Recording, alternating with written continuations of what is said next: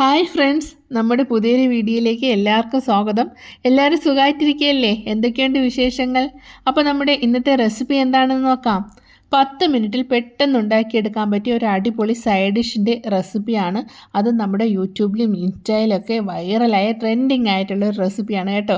നമ്മുടെ ബാച്ചിലേഴ്സിനൊക്കെ ഹെൽപ്ഫുൾ ആയിട്ടുള്ള ഒരു റെസിപ്പിയാണ്. അപ്പോൾ എല്ലാവരും ട്രൈ ചെയ്ത് നോക്കുക. ചപ്പാത്തിയുടെ കൂടെയും പൂരിയുടെ കൂടെയും ചോറിൻ്റെ കൂടെയൊക്കെ പറ്റിയൊരു സൈഡ് ഡിഷാണ്.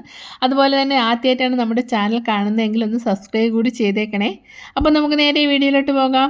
ഞാനിവിടെ ഒരു ബൗൾ എടുത്തിട്ടുണ്ട്. ഇതിലേക്ക് 2 വലിയ സവാള കനം കുറച്ച് നീളത്തിലരിഞ്ഞത് ചേർത്ത് കൊടുക്കാം. ഇനി ഇതിലേക്ക് ഒരു ക്യാപ്സിക്കം നീളത്തിലരിഞ്ഞത് കനം കുറച്ച് നീളത്തിലരിഞ്ഞത് ചേർത്ത് കൊടുക്കാം. കൂടെ നമ്മുടെ നിലക്കടല ഒരു 2 ടേബിൾ സ്പൂൺ നിലക്കടല ചെറുതായി ക്രഷ് ചെയ്തത് കൂടി ചേർക്കാം. കൂടെ ആവശ്യത്തിന് ഉപ്പും 1 ടീസ്പൂൺ മുളക് പൊടിയും 1/4 ടീസ്പൂൺ മഞ്ഞൾപ്പൊടിയും 1 പിഞ്ച് കായപ്പൊടിയും 2 ടേബിൾ സ്പൂൺ വെളിച്ചെണ്ണയും ചേർത്ത് കൊടുക്കാം. ഇനി നമ്മുടെ കൈ കൊണ്ട് തന്നെ ഇത് നല്ലോണം ഒന്ന് മിക്സ് ചെയ്ത് മാറ്റി വയ്ക്കാം. ഒരു 2 മിനിറ്റ് ഒന്ന് മാറ്റി വയ്ക്കാം. ഇനി നമുക്കൊരു പാൻ ചൂടാക്കാം. പാൻ നന്നായി ചൂടായി വന്ന ശേഷം ഇതിലേക്ക് 1 ടേബിൾ സ്പൂൺ വെളിച്ചെണ്ണ ഒഴിച്ചു കൊടുക്കാം. വെളിച്ചെണ്ണ ചൂടായി വന്ന ശേഷം ഇതിലേക്ക് നല്ല ജീരകം ചേർത്ത് കൊടുക്കാം. 1/2 ടീസ്പൂൺ നല്ല ജീരകമാണ് ചേർത്ത് കൊടുത്തിരിക്കുന്നത്. കൂടെ നമുക്ക് ഇതിലേക്ക് ഒരു 4-5 വെളുത്തുള്ളി അല്ലി ചെറുതായി അരിഞ്ഞത് കൂടി ചേർത്ത് കൊടുക്കാം. വെളുത്തുള്ളി നല്ലൊരു ഫ്ലേവർ കിട്ടും കേട്ടോ. നമ്മുടെ ഈ ഒരു റെസിപ്പിക്ക് നല്ലൊരു ഫ്ലേവർ കൊടുക്കുന്ന ഒന്നാണ് വെളുത്തുള്ളി. അപ്പോൾ ഇത് സ്കിപ്പ് ചെയ്യല്.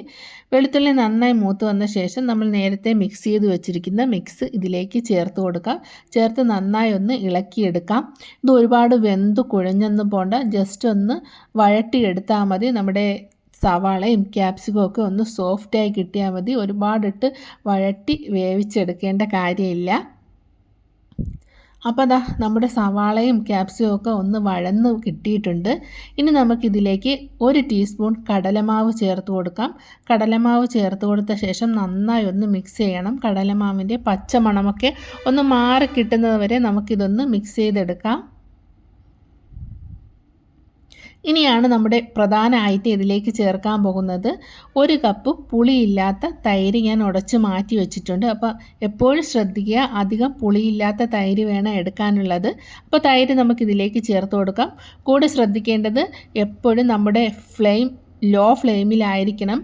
ലോ ഫ്ലെയിമിലിട്ട് മാത്രമേ തൈര് ഒഴിച്ചു കൊടുക്കാവൂ, അല്ലെങ്കിൽ നമ്മുടെ തൈര് പൊട്ടിപ്പോകും. ഇനി ഇത് നന്നായിട്ട് ഇതൊന്ന് മിക്സ് ചെയ്ത് കൊടുക്കാം. അപ്പോൾ നമ്മുടെ അരപ്പൊക്കെ നന്നായിട്ട് തൈരിലോട്ടൊക്കെ ഒന്ന് മിക്സായി വരട്ടെ. ഒരു 2 മിനിറ്റ് ഇത് ലോ ഫ്ലെയിമിലിട്ടാൽ മതി. അപ്പോഴത്തേക്ക് നമ്മുടെ റെസിപ്പി ഇവിടെ റെഡിയായി. അവസാനം കുറച്ച് മല്ലിയില കൂടി ചേർത്ത് കൊടുക്കാം. കണ്ടില്ലേ, 10 മിനിറ്റിൽ പെട്ടെന്ന് ഉണ്ടാക്കിയെടുക്കാൻ പറ്റിയ റെസിപ്പിയാണ്. അപ്പോൾ നമ്മുടെ ബാച്ചിലേഴ്സ് പ്രത്യേകം ശ്രദ്ധിക്കുമല്ലോ അല്ലേ? എല്ലാവരും ട്രൈ ചെയ്ത് നോക്കണം കേട്ടോ. ഇപ്പോൾ ഡിന്നറിനായാലും ഇപ്പോൾ ലഞ്ചിൻ്റെ കൂടെ ആയാലും ബ്രേക്ക്ഫാസ്റ്റിനായാലും കറിയൊക്കെ ഉണ്ടാക്കാൻ ലേറ്റായാൽ നമുക്ക് 10 മിനിറ്റിൽ തൈരുണ്ടെങ്കിൽ പെട്ടെന്ന് തന്നെ റെഡിയാക്കി എടുക്കാം. അപ്പോൾ എല്ലാവരും ഈ റെസിപ്പി ഒന്ന് ട്രൈ ചെയ്ത് നോക്കണേ. അതുപോലെ തന്നെ ആദ്യമായിട്ടാണ് നമ്മുടെ ചാനൽ കാണുന്നതെങ്കിൽ ഒന്ന് സബ്സ്ക്രൈബ് കൂടി ചെയ്തേക്കണേ. വീഡിയോ ഇഷ്ടപ്പെട്ടാൽ ലൈക്ക് ചെയ്യുക. അതുപോലെ തന്നെ നിങ്ങളുടെ വിലയേറിയ അഭിപ്രായങ്ങൾ കമൻസായിട്ട് അറിയിക്കുക. പുതിയൊരു റെസിപ്പി വീഡിയോ ആയിട്ട് നമുക്ക് വീണ്ടും കാണാം. ടാറ്റാ.